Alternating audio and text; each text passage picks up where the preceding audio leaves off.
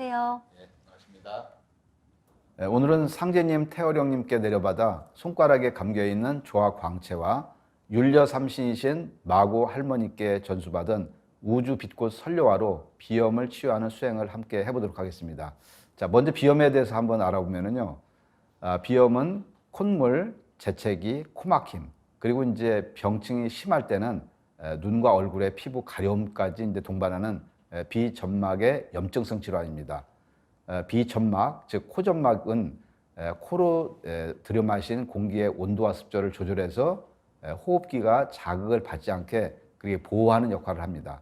또 알레르기 반응을 일으킬 수 있는 먼지나 동물의 털, 그리고 꽃가루 등을 이걸 걸르고요. 그 다음에 콧물을 분비시켜서 코점막에 붙은 이물질을 씻어갖고 호흡기를 건강하게 유지하는 역할을 합니다. 자, 비염은 여러 가지 원인이 복합적으로 작용을 해서 발생하는 경우가 많은데요. 자, 이제 그 일상적인 양상에 따라서 급성 비염, 그다음에 만성 비염, 위축성 비염을 크게 나눌 수가 있습니다. 급성 비염은 흔히 우리가 코감기라고 하는 감염성 비염이고요. 그다음에 만성 비염은 이제 원인에 따라서 감염성과 비감염성으로 나눌 수가 있습니다. 요즘 환경적인 원인으로 인해서 알레르기 비염 환자가 많은데요. 자, 이 비감염성 만성 비염의 대표적인 원인이 바로 이 알레르기입니다. 자, 알레르기 이외에도 해부학적인 원인과 호르몬 이상, 그리고 자율신경계의 불균형, 또 뭐 약물, 그다음에 이제 스트레스, 뭐 불안 이런 것이 있습니다. 그리고 이제 세균 감염에 의한 급성 비염이 치료가 잘 안 되고, 그다음에 영양과 면역 상태가 좋지 않아서 반복적인 이제 비염이 생기고 만성으로 가는 경우가 많습니다.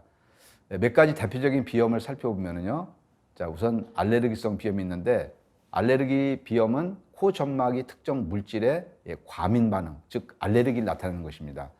자, 사람마다 알레르기를 일으키는 물질이 다 다를 수가 있습니다. 보통 뭐 유전적인 요인과 환경적인 요인이 합쳐져서 생기는데, 부모 중 한 사람에게 알레르기가 있을 경우에 자녀가 알레르기가 있을 확률이 50%가 되고요. 부모 모두가 알레르기가 있을 경우에는 자녀가 알레르기가 있을 확률이 75%에 이릅니다.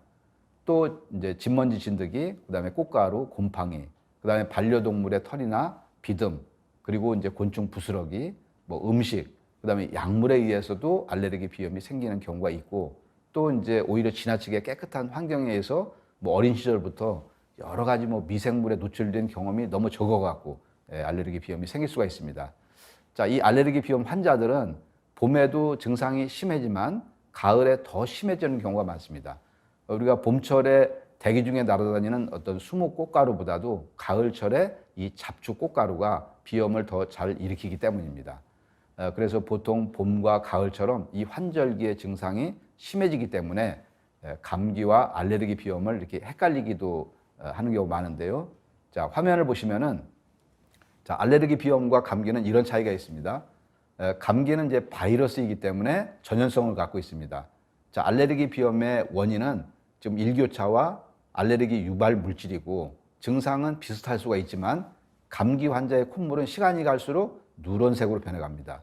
그런데 감기보다 알레르기 비염의 지속 기간이 이제 2배에서 4배 정도까지 길거든요. 그리고 이제 감기는 보통 1, 2주 정도 지나면은 자연적으로 이렇게 호전이 되지만, 알레르기 비염은 알레르기 유발 물질이 사라지지 않으면 증상이 멈추지가 않습니다. 자, 알레르기 비염은 알아본 사람만이 그 고통이 얼마나 심한지 알 수가 있는데요. 자, 증상은 보통 찬바람에 이제 발작이 한번 시작이 되면은 이제 재채기가 연달아 나오고, 그 다음에 계속 맑은 콧물이 나오고, 이제 심해지면은 눈과 이제 코가 이제 가렵고, 피부에 발진, 두드러기가 나고, 더 심각할 때는 쇼크까지 발생을 할 수가 있습니다. 자, 이 생활 습관으로서는 일단 찬물을 마시지 않는 게 중요하고요. 그 다음에 평소 미지근하고 따뜻한 물을 충분히 마시고, 그 다음에 환기와 청소를 자주 하고, 그리고 급격한 온도 변화를 피하고, 또 체온을 유지하고, 그리고 또 이제 알레르기 유발 요인을 피하는 것이 이제 중요합니다. 자, 그리고 이제 비후성 비염이 있는데, 자, 이런 비염들이 이렇게 만성화되어 갖고 염증 상태가 장기간 진행이 되면은 코 안의 점막이 두꺼워지고, 심하면은 코 가운데 뼈인 갑개골까지 두꺼워지는데, 이것을 비후성 비염이라고 합니다. 자, 점막이나 뼈가 두꺼워지면은 이게 숨길이 좁아지기 때문에 이 코막힘이 이제 악화가 되고요. 그다음에 호흡을 할 때도 산소 공급이 충분히 잘 되지가 않습니다. 자, 이런 경우에는 이비인후과에서 외과적 수술을 하기도 합니다. 자, 이 알레르기성 비염이 맑은 콧물과 그다음에 재채기 그리고 이제 코나 눈을 비비는 증상이 더 이제 심한 데 비해서 비유성 비염은 콧물이 많이 나오기도 하지만 코막힘이 주증상이라고 볼 수 있습니다. 자, 그리고 이제 위축성 비염이 있는데 보통 비염이 이제 콧물이 많은데 이 위축성 비염은 이제 코 속이 너무 건조해서 콧물이 나지 않는 그런 비염입니다. 자, 위축성 비염은 주로 성인에게 발병이 높고 남성보다는 여성에게 더 많이 나타나는 질환입니다. 자, 여러 가지 원인으로 발생을 하지만 그중 첫 번째 원인은 코 안의 점막이 습도 조절을 못하는 이제 이유가 있습니다. 자, 화면을 보시면은 코 안에는 이제 비강이라고 하는 빈 공간이 있고 비강 측면에는 비갑계라고 하는 늘어진 콧살의 점막이 있습니다. 자, 이 비갑계 점막은 적당한 양의 이제 콧물로 이제 코 안을 촉촉하게 유지시키는 그런 기능을 하고 있는데, 자, 이 비갑계 점막이 줄어들면은 이제 코 안이 많이 건조해지면서 이제 위축성 비염을 앓게 됩니다. 자, 위축성 비염 환자들은 이제 코에 찬바람이 들어오는 것 같은 시린 느낌을 이제 받기도 하고요. 그 다음에 증상이 심해지면은 노란색 혹은 초록색의 코딱지가 생기고 코에서 악취가 나기도 하고 더 심하면은 코피도 나고 두통이 생기기도 합니다. 또 이 코뿐만이 아니라 목에서도 건조함과 이물질을 느끼게 됩니다. 자, 여성의 경우에는 월경시에 위축성 비염이 더 악화되기도 합니다. 특히 이제 코에서 나는 이 악취는 자기 자신은 이제 비염 때문에 정작 그 냄새를 잘 못 맡지만은 주변 사람들은 그 악취를 느끼기 때문에 우리가 사회생활 할 때도 안 좋을 수가 있습니다. 자, 위축성 비염은 비강 일부에서 흐름이 정체되고 말라가는 것이기 때문에 우리가 수승화강으로 몸의 순환을 활성화시켜 갖고 몸속에 독소하고 노폐물을 배출을 하고요. 그 다음에 기초체온 조절력을 길러서 코의 내부 온도를 일정하게 유지를 하고 그 다음에 생활 습관을 개선해서 면역력을 회복하면은 증상이 호전이 됩니다.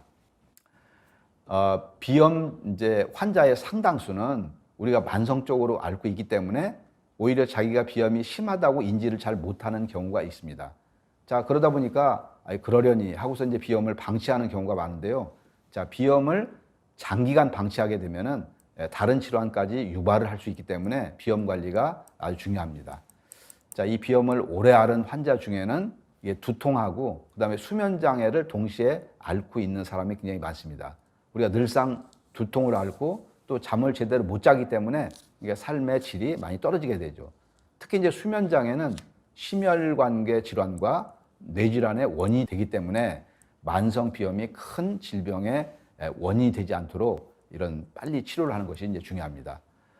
우리가 의학 학술지에 발표된 내용을 보면은 알레르기 비염 환자의 35.8%가 불면증을 앓고 있다고 이제 얘기를 하는데, 자, 비염이 없는 사람들보다도 2배가 높은 그런 숫자고요. 그 다음에 수면 무호흡증은 7배의 차이를 보일 만큼 비염은 수면 장애에 큰 영향을 주고 있습니다.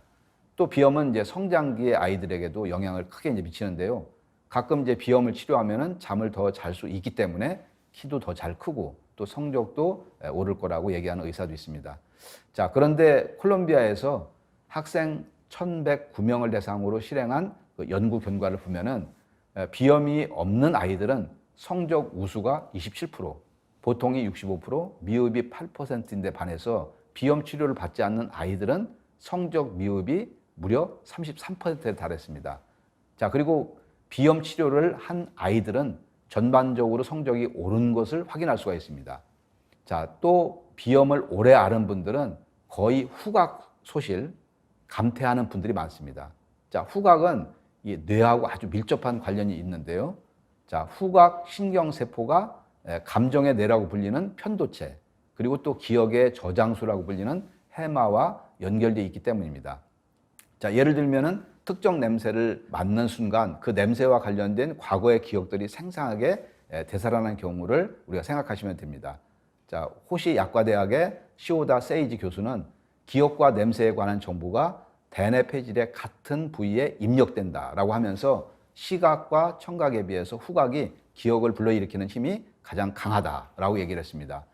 자, 그런데 이런 감각 기능이 떨어질수록 치매의 발병률은 높아집니다.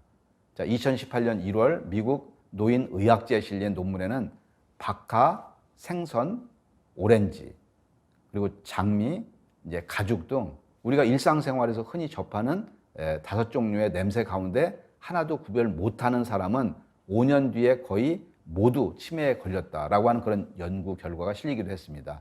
자, 이 후각 기능이 10%가 떨어지면은 치매 위험은 19%가 증가한다. 그런 연구 결과도 있습니다. 자, 이 감각 기능 이상을 인지장애보다 우리가 먼저 발견할 수가 있기 때문에 이제 후각이 소실이 되거나 후각 감퇴가 되면은 치매를 알리는 조기 신호이기 때문에 만성 비염 환자들은 이런 부분들도 더욱 신경을 쓸 필요가 있습니다. 자, 뭐 이외에도 만성 비염은 뭐 결막염, 이관염, 중이염, 인후두염 등 합병증을 불러올 수도 있습니다. 네, 오늘 비침과 선료화로 이 비염에 대해서 자가치유 수행을 해볼 텐데요. 예. 어떻게 하면 좋을까요? 예. 자, 이렇게 이제 살펴본 바와 같이 비염은 우리 삶의 질과 건강 그리고 이제 미래의 삶에도 영향을 많이 미치기 때문에 관리와 치료를 하는 것이 이제 아주 중요한데요. 자, 비염 수술을 해도 재발하는 사람도 많고 또 약을 먹어도 장기간 먹다 보니까 약에 내성이 생기기도 해서 비염이 이게 불치병이 아닌가라고 이제 생각하는 분들도 있습니다. 자, 왜냐하면 비염은 이 체질과 면역 등 평소 건강 상태의 영향을 많이 받기 때문에 이 수행을 하면서 비염을 치료를 하시면 많은 도움을 받을 수가 있습니다. 조화 광채와 선료화로 치유 수행을 할 때에는 관련 부위에다가 비침과 선료화를 제대로 꽂으면서 치유 수행을 하면은 더욱 효과가 상승이 되고요. 자, 그럼 먼저 코의 구조를 한번 살펴보면요. 자, 이 비전정이라고 하는 비강의 전반부가 있고 또 그 안으로 쭉 들어가면은 하비갑계, 중비갑계, 상비갑계가 있습니다. 자, 이렇게 공기가 코 안으로 들어가서 제일 먼저 만나는 부분이 하비갑계인데 여기는 폐로 들어가는 공기의 온도와 습도를 일정하게 유지하는 역할을 합니다. 자, 우리가 숨을 쉴 때는 2개의 콧구멍을 이용해서 쉬지 않고 보통 1시간에서 4시간 단위로 한쪽 콧구멍씩 번갈아 가면서 숨을 쉽니다. 자, 그때 숨을 쉬는 콧구멍의 비갑계는 이게 팽창이 되고요. 숨을 쉬지 않는 콧구멍의 비갑계는 수축이 됩니다. 그런데 이제 건조하거나 차가운 공기가 들어오면은 이 습도를 유지하기 위해서 팽창된 비갑계에 피가 몰려갖고 더 많이 팽창하게 되고 그래서 한쪽 코가 막히게 됩니다. 그래서 보통 비염 치료를 할 때 하비갑계만 이게 치료를 하는 경우가 많은데 자, 이 코 안에 상중하, 비갑계 모두를 우리가 비침과 선료화를 심고서 그렇게 이제 치유 수행을 하시면은 아주 좋습니다. 자, 그리고 이제 비밸브는 코 안에 빈 공간 중에 위쪽에 위치한 좁은 길입니다. 이 비밸브 공간이 좁아지는 것을 우리가 비밸브 협착증이라고 하는데요. 자, 코막힘, 그다음에 입마름, 그다음에 수면장애, 뭐 편두통 이런 것을 유발을 합니다. 이 비밸브는 외비밸브, 내비밸브로 다 나누는데 자, 이곳에도 비침과 선료화를 심고서 치유 수행을 합니다. 또 비염을 오래 앓으신 분들 중에는 코 안에 염증성 조직이 용종, 즉 이게 물혹으로 자라난 경우가 이렇게 많습니다. 자, 표면이 물주머니처럼 매끄러기도 하고 그다음에 사마귀가 난 것처럼 덩어리가 덕지덕지 붙어 있는 경우도 있습니다. 자, 보통은 뭐 이비인후과에서 코 내시경을 하면은 금방 발견할 수가 있고요. 자, 물혹이 있는 분들은 이 물혹을 없앤다고 생각을 하면서 비침과 선료화를 심고서 치유 수행을 하시면 되고요. 그 다음에 비유성 비염을 앓고 계시는 분들은 비갑계골에도 비침과 선료화를 이렇게 심고 그 다음에 스테로이드 호르몬을 생성하는 기관인 부신과 생식샘에도 역시 여기에도 비침과 선료화를 심고서 치유 수행을 합니다. 자, 부신은 이렇게 보면은 좌우 콩팥 위에 이 고깔모자처럼 쓰여져 있는 그런 부분인데요. 한 3cm에서 5cm 정도의 이제 크기입니다. 그리고 이제 생식샘은 남성은 고환이고 여성은 난소입니다. 자, 그리고 이제 무엇보다도 우리가 비염을 치료하기 위해서는 지금 이제 코만 치료를 하는 것보다는 폐를 근본적으로 튼튼하게 해주는 치료법으로 접근을 하는 것이 좋습니다. 자, 그 이유는 코의 기능은 결국 폐의 기능과 연결이 되어 있기 때문입니다. 자, 폐를 튼튼하게 해주고 폐의 기능을 활성화시켜 주면은 코의 건강이 보장되는 그런 원리인 거죠. 자, 한의학에서는 폐개규어 비라는 말을 사용합니다. 자, 이 말은 폐는 코를 통해서 입구를 열어놓고 있다. 그런 이제 뜻이죠. 즉, 폐가 호흡을 할 때마다 공기가 들락날락하는 그 구멍이 바로 코기 때문에 코는 하나의 독립된 기관이라기보다는 폐의 활동을 돕는 보조적인 기관이다라고 이제 하는 거죠. 자, 그래서 폐의 기능이 원활하면은 코의 기능도 순조롭고 또 폐가 상하게 되면은 기능이 약해지면은 코의 기능까지 장애를 받는다는 이제 그런 의미거든요.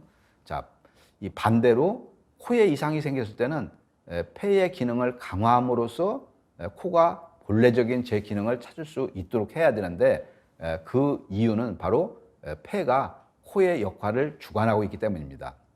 한약에서는 이것을 폐주비라고 이제 표현하는데 폐가 코를 주관한다.